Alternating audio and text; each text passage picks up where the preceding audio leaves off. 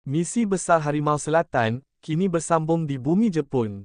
Johor Darul Ta'zim, JDT, sekali lagi berdepan ujian getir di pentas Asia, apabila bakal menentang jago Jepun, Sunfresh Hiroshima dalam aksi penting AFC Champions League Elite, ACLE.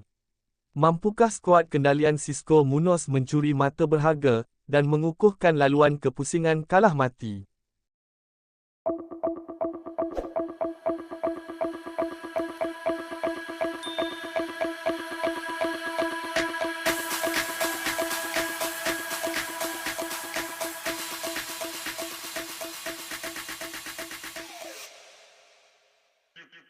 JDT hadir ke Jepun dengan momentum positif, selepas mempamerkan prestasi meyakinkan sepanjang kempen ACLE.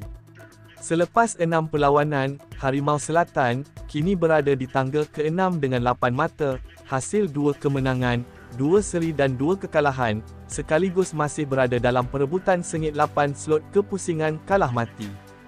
Pertembungan di Stadium Edion Peace Wing Hiroshima, dijangka menjadi ujian sukar buat JDT FC, apabila mereka bakal berdepan Sunfresh Hiroshima, yang kini menghuni tangga ketiga dengan 11 mata.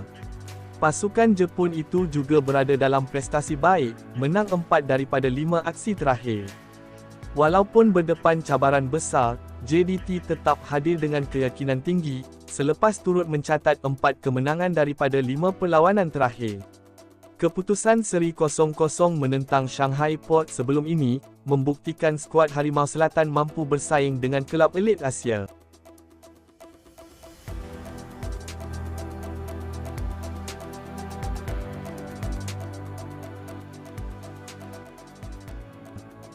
Kini, semua mata tertumpu di Hiroshima. Mampukah JDT melakar kemenangan ketiga peringkat kumpulan, dan semakin menghampiri tiket kepusingan kalah mati? Pertarungan ini bukan sekadar memburu 3 mata, tetapi membawa misi besar, mengangkat maruah bola sepak Malaysia di pentas Asia.